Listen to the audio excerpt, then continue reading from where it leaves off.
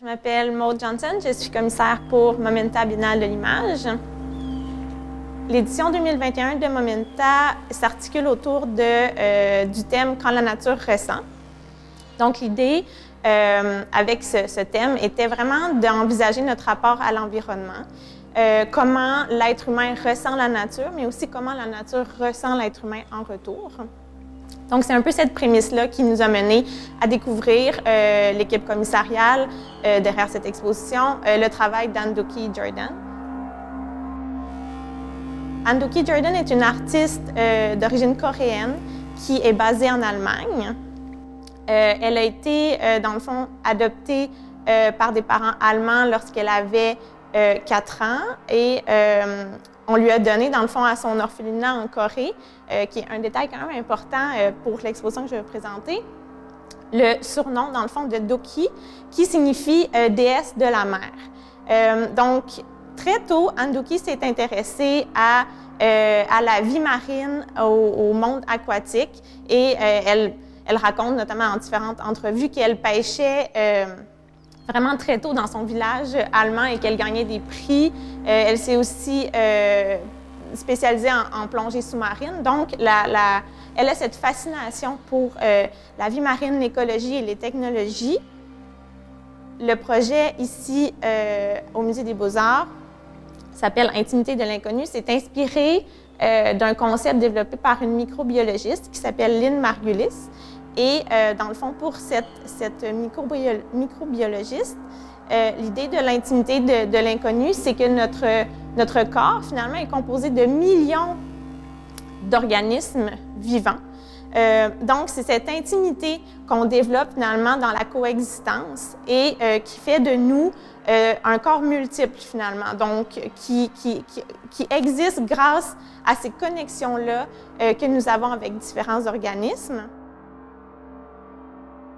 Je vais commencer par vous parler de ces 2 projections grand format autour desquelles l'exposition est vraiment conçue. Elle s'appelle « Vivre avec le trouble », donc en anglais « Staying with the Trouble ». Et le titre est inspiré d'un livre de l'historienne des sciences Donna Haraway qui parle en fond de relations symbiotiques et interespèces. Donc cette idée dans un monde, disons, post-anthropocène, où les êtres humains se sont adaptés et développés en relation avec l'ensemble des entités vivantes et non vivantes, et où, disons, il devient vraiment plus difficile de déterminer les contours ou les limites des différents organismes, où tout s'entremêle finalement et où il y a, disons, un peu moins de hiérarchisation, comme on est habitué de le voir aujourd'hui. Donc, dans le monde scientifique, par exemple. Elle présente, dans le fond, des images trouvées par l'artiste et des images qu'elle a tournées au Costa Rica. On voit différentes scènes de cohabitation assez complexes entre différentes entités. Donc, on assiste à, par exemple, des champignons qui vont pousser à travers des feuilles mortes et toute cette création-là du compost, dans le fond, du terreau qui forme le sol, finalement, de la planète. On assiste aussi à des scènes de cannibalisme, on assiste à la transformation de bactéries. Donc, c'est à la fois des images qui nous montrent comment on peut vivre ensemble, mais comment on peut aussi mourir ensemble et comment ce cycle, finalement, peut être bénéfique pour toutes les entités.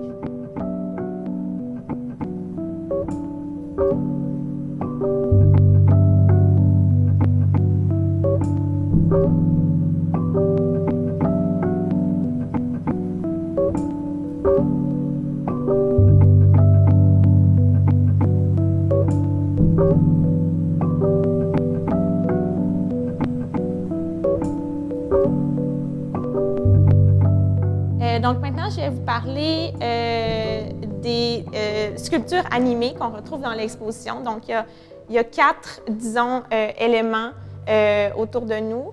Il y a ici ces coquillages qui s'animent et qui clapent ensemble pour produire une trame musicale assez rythmée qui englobe finalement l'espace de ce son organique.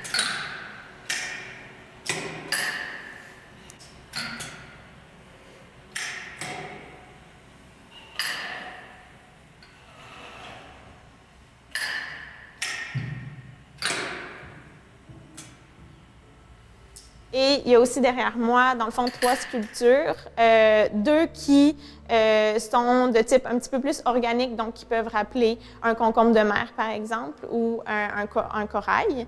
Et il y a cette énorme théière qui, de temps à autre, s'agite vraiment énergiquement.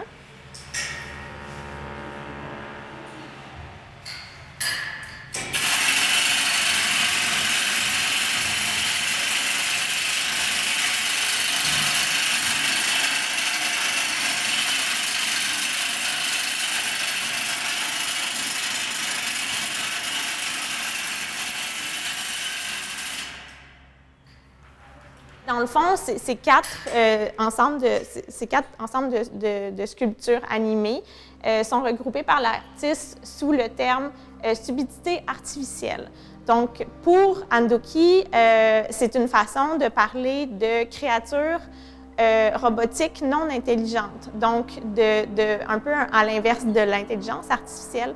Donc, de faire de la place pour cet échec de la robotique et de donner à ces nouvelles espèces créées par l'artiste une place dans la vie, le droit, dans le fond, d'habiter cet espace commun.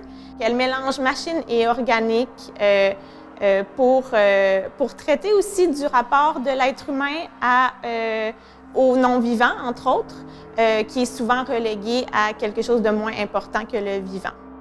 Ces 2 chaises sont inspirées des miradors, donc ces postes d'observation pour la chasse ou l'observation des animaux dans la nature, qui permettent d'avoir, dans le fond, une vue surélevée sur la faune.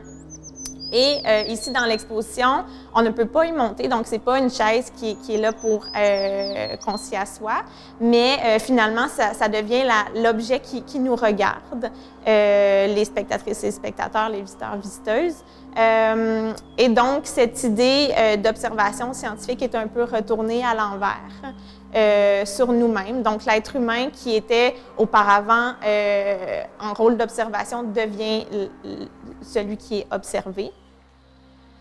Dans cette exposition immersive qui conjugue, dans le fond, la science-fiction avec le documentaire naturaliste, on devient un peu comme dans un monde d'Alice au pays des merveilles. Donc, on se retrouve dans un univers qui est plus grand que nous-mêmes et où on n'est plus le centre de l'attention, mais on fait vraiment partie d'une écologie qui se développe au cours de notre expérience de l'exposition.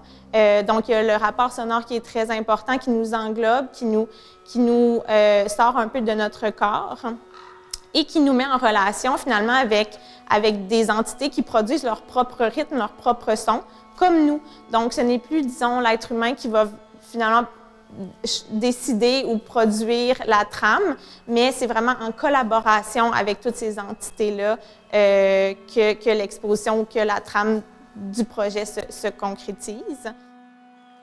Donc, j'espère que cette brève présentation de l'exposition d'Andoki Jordan vous aura incité à venir la découvrir en personne au Musée des Beaux-Arts.